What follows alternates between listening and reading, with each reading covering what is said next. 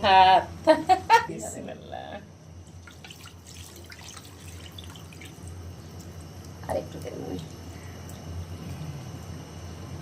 দেখছেন মাখানোর পর কি সুন্দর হয়েছে চেহারা। হ্যাঁ সরষের যত মাখান যায়।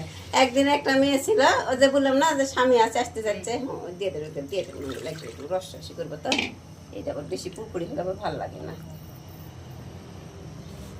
ওই এখানে শুনি দেখ কষাতে আমি ওই তোকে খাবো না কিন্তু আমাকে হাত দেন আমার হাত দেবাকে